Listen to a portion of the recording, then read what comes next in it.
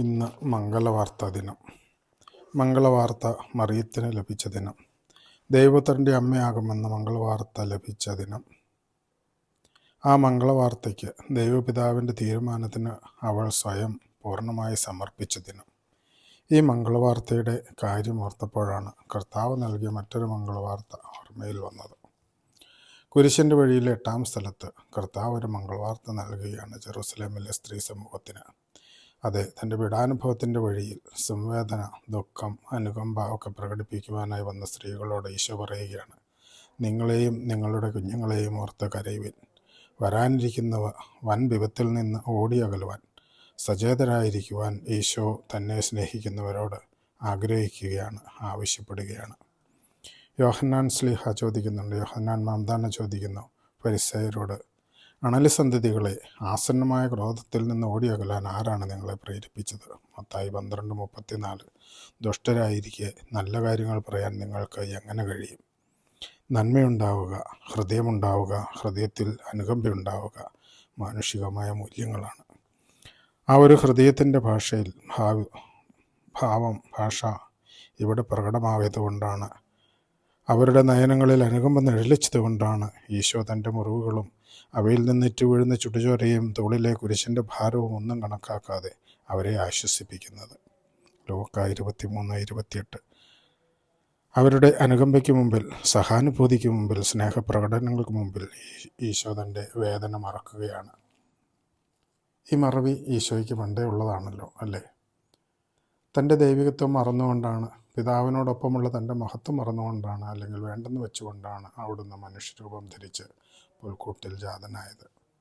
ദൈവത്തിൻ്റെ പുത്രന്, രാജാതിരാജനായവൻ എന്ന തൻ്റെ നാമത്തിൻ്റെ മഹത്വം മറന്നിട്ടാണ് അവിടുന്ന് ദരിദ്രനായി പുൽക്കൂട്ടിൽ പിറന്നത്. എല്ലാവരെയും തീറ്റിപ്പോറ്റുന്ന സകലത്തിൻ്റെയും നിയന്താവാണ് താൻ എന്ന് മറന്നിട്ടാണ് അവിടുന്ന് ആശാരിയായ ജോസഫിൻ്റെ മകനായി ദരിദ്ര കുടുംബത്തിൽ ജീവിച്ചത്. ദുഷ്ടനും ശിഷ്ടനും ഒരുപോലെ മഴ കൊടുക്കുന്ന, എല്ലാം കൊടുക്കുന്നവനാണ് താൻ എന്നത് മറന്നിട്ടാണ് അവിടുന്ന് പറഞ്ഞത്, മനുഷ്യപുത്രന് തലചായ്ക്കാൻ ഇടമില്ല, എന്നിട്ട് ആകാശത്തിനും ഭൂമിക്കും മധ്യേ കുരിശിൽ തലചായ്ച്ചത്, തൻ്റെ തന്നെ തോളിൽ തലചായ്ച്ചത്. ഇനി ഈ ലോകവും അതിലെ സർവവും തൻ്റേതാണ് എന്നറിഞ്ഞിട്ടും അവിടുന്ന് വേറൊരുവൻ്റെ കല്ലറയിൽ അന്തിയുറങ്ങിയത്. എല്ലാം എന്തിനു വേണ്ടി? എന്നെ, നിന്നെ, നമ്മെ ആശ്വസിപ്പിക്കാൻ, സമാധാനവും സന്തോഷവും നൽകാൻ, സ്വർഗം നമുക്ക് പകർന്നു നൽകാൻ. ഇവിടെ അവിടുന്ന് നമുക്ക് നൽകുന്ന ഒരു സന്ദേശവും അതാണ്. സ്വയം മറക്കുക. തന്നെ അനുഗമിക്കുന്നതിനുള്ള യോഗ്യതയായി അവിടുന്ന് പറഞ്ഞിരിക്കുന്നത് അതുമാത്രമാണ്. സ്വയം മറന്ന് കുരിശെടുത്ത് എന്നെ അനുഗമിക്കുക. നമ്മുടെ കുറവുകളെ, ഇല്ലായ്മകളെപ്പറ്റി മാത്രം ചിന്തിച്ച് സമയം കളയാതെ അവിടുന്ന് പറയുന്നു, ആദ്യം ദൈവരാജ്യവും അതിൻ്റെ നീതിയും അന്വേഷിക്കുക, എല്ലാം കൂടി നിനക്ക് നൽകപ്പെടും. ഒരു ഉപമയും അവൻ അവരോട് പറഞ്ഞു. അത് നല്ല സമറായൻ്റെ ഉപമയാണ്. ശത്രുവിനെ സ്നേഹിക്കാൻ പറഞ്ഞവൻ നൽകുന്ന ശത്രുസ്നേഹത്തിൻ്റെ ഉപമ. ശത്രുവിനെ ശുശ്രൂഷിക്കാൻ വേണ്ടി താൻ ആരാണ് എന്ന് മറന്ന നല്ല സമറായൻ്റെ ഉപമ. ഇതെല്ലാം നമുക്ക് തരുന്ന സന്ദേശം എന്താണ്? യഥാർത്ഥ സ്നേഹം സ്വാർത്ഥമല്ല. നമ്മുടെ വേദനയേക്കാൾ നാം അപരൻ്റെ വേദനയാണ് പരിഗണിക്കേണ്ടത്. അവൻ്റെ ദുഃഖം കാണാൻ എനിക്ക് സാധിക്കുന്നുണ്ടോ?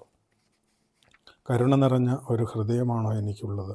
അതോ എൻ്റെ പ്രശ്നങ്ങളെ മാത്രം എനിക്ക് കാണാൻ കഴിയുന്നുള്ളൂ? എൻ്റെ പാപങ്ങൾക്ക് വേണ്ടി മരിച്ച, കുരിശ് ചുമന്ന, കുരിശിൽ മരിച്ച അവനെ ഓർക്കാൻ എനിക്ക് സമയം കിട്ടുന്നുണ്ടോ?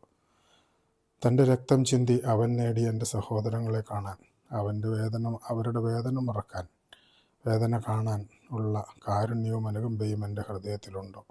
അവനെപ്പോലെ പിതാവേ, അവരോട് ക്ഷമിക്കണമേ എന്ന് പ്രാർത്ഥിക്കുവാൻ എനിക്ക് സാധിക്കുന്നുണ്ടോ?